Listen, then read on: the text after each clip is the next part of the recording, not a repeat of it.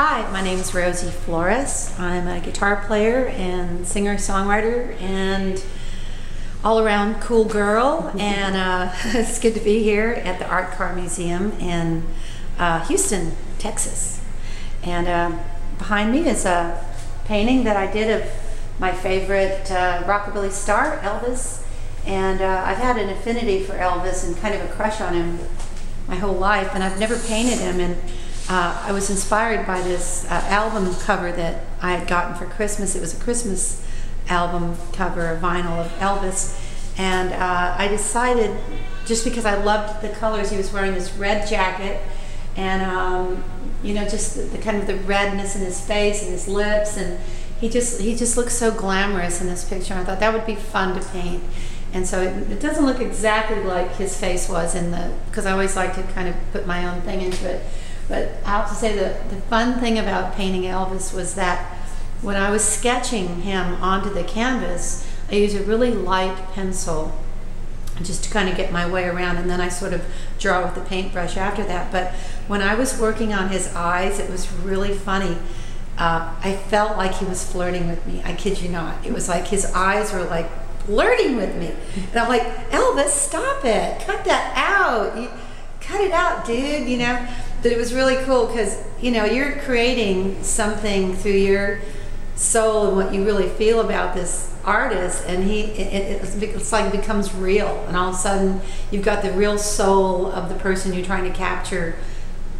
Like you have his eyes looking, channeling him. Yeah, but his eyes are connecting back with you in some kind of circular thing. I don't know, it was really cool.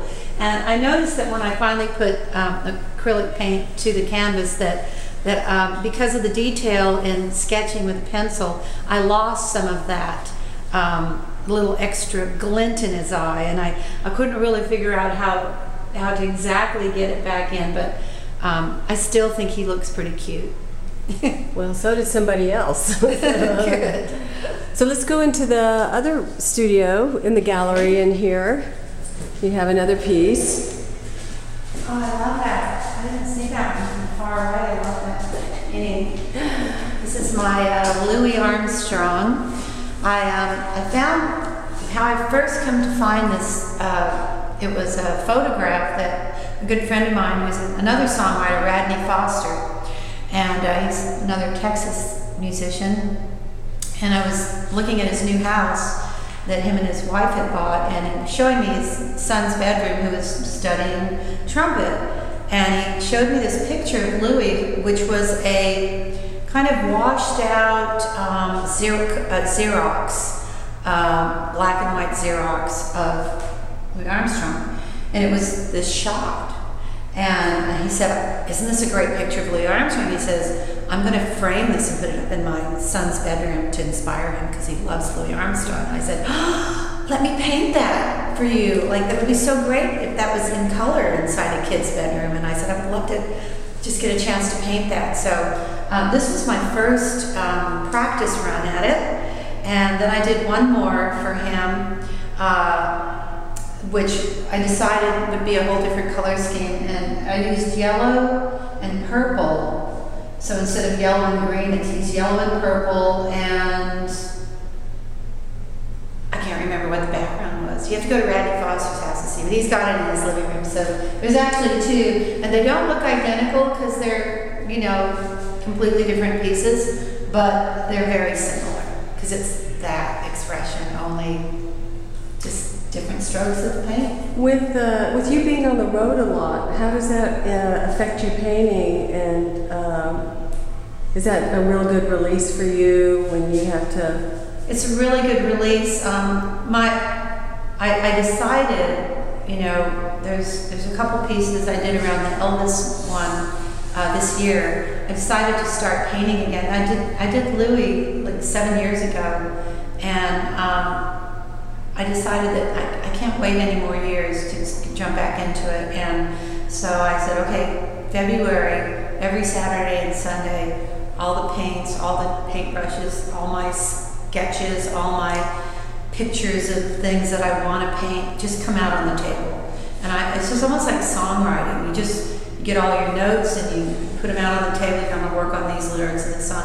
Well, I did that, and I was like, what do I want to paint, you know, and it just, you get so built up with life, you know, it's just like, this will be my release. I can do something that's fun and easy and kind of zen and just like, it's like being a kid again. Do you tear out a lot of pictures, or do you have files? And I have boxes of images. Yeah, I have future art projects. I have like actually 2 boxes that one of them is really filled with a lot of, you know, different kinds of, you know, art supplies, you know, everything from charcoals and pastels and watercolors and acrylics and paintbrushes, and all those are in there, and rulers and erasers, you know, just art supplies. And then the other one is files of photographs that I want to paint, or pictures of people, magazines, things like that, just like you're talking about. But you have I don't have as much as you, it sounds like. I'm only got one. But you have to lay it all out so you can remember what you have. Yeah, you see what speaks to you at the time, you know. And it's funny because my friend Sarah Brown had given me this album cover, or a whole vinyl album of Christmas songs by Elvis, and it was the very back cover of it that was that made me go, those colors would be fun to paint, and I've never painted Elvis, and how much fun it would be to work on his black hair and, you know, do his pompadour and his beautiful lips, and it just, you know, it's almost like, you know, you do your own makeup when you're doing makeup on a person's face, you know, you're working on their eyeliner, or their, you know, you're highlighting them to make them look better or whatever, you know. I guess a guy can't relate to that because they don't do makeup on themselves, but it's almost like when you put makeup on, you're like, you know what I mean? You're like the canvas. You're making until your eyes go bad. Until your eyes go bad. Well, give me another 10 years. No, actually, sometimes I have to put my glasses on to see my eyebrows better when I'm doing. So, are you a self-taught artist, or did you study any art at all? Only in school. Went to an art conservatory in San Diego. I was always drawing since I was a little girl, and I think I always just got A's in art through school, and then by the time I got into high school, I was majoring in it, and then the teacher, you know, I was always a little bit different, and so the teacher would like really kind of push me along, and she knew I had, she told me she thought I had something special, so she would push me along and use my examples, my art for examples, and that always felt really encouraging. So when I was in college and I took life drawing, I started there, and I started painting, like a lot of painters, a lot of musicians or painters do, poetry. Like we painted something, and all of a sudden there would be this poetry coming out, and that's when I started deciding that I needed to write songs more, because I'd already kind of played guitar. I was in a rock and roll band when I was 16. And by the time I was in college, I was like, I've got all these lyrics coming out. I think I'm going to do that instead. And so what happened was my music career pulled me completely out of the loop of painting. I got so busy with it. And that's how my life is now. It's really busy with the music business. And I'm really trying to cool those jets and get back to color and design. It'd be nice if you could have a season that you're working on your music, and then a period where you could just focus on your art, so that you can really, because you need time to think, you do, and to transcend to that other place, because you're using a different part of your brain. Yeah. So you almost need to have a chunk of time where it's just for that. You know who Paco de Lucia is? He takes, I think, 3 months off, and he didn't even pick up the guitar. Wow. Yeah, I'd like to see myself put in a situation where I could just spend at least 1 month doing nothing but art, and just have enough money saved up so that I could pay my bills, and just take a month and do that. And maybe between painting, I could finish writing my book, because I'm working on a book right now too. And, you know, just, or even if there wasn't any live gigs, it was just writing songs, painting, and writing. It sounds like a year. You need a year. Well, a year would be ideal, but I would take a month. I would. If somebody said you got a month, okay, I'll take it. You know, because I work really hard on the road. I'm always traveling. Well, good. Thank you. Thank you. So what was the painting that you were making a beeline to? Oh, you mean I was pointing at? Yes. Oh, I had seen that one up close, but I didn't see it far away, and it's a whole different. Oh, that's Brian Wheeler. Brian He Wheeler. lives It's from a whole the different painting when you're far away. Los Sons of Bitches is his band. Los Sons of Bitches. He lives in Lubbock.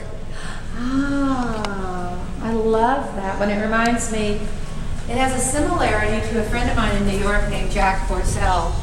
He has, he does a lot of that almost collage kind of painting where, like, you know, he's got a fish floating in the middle of the freeway on the Brooklyn Bridge or whatever.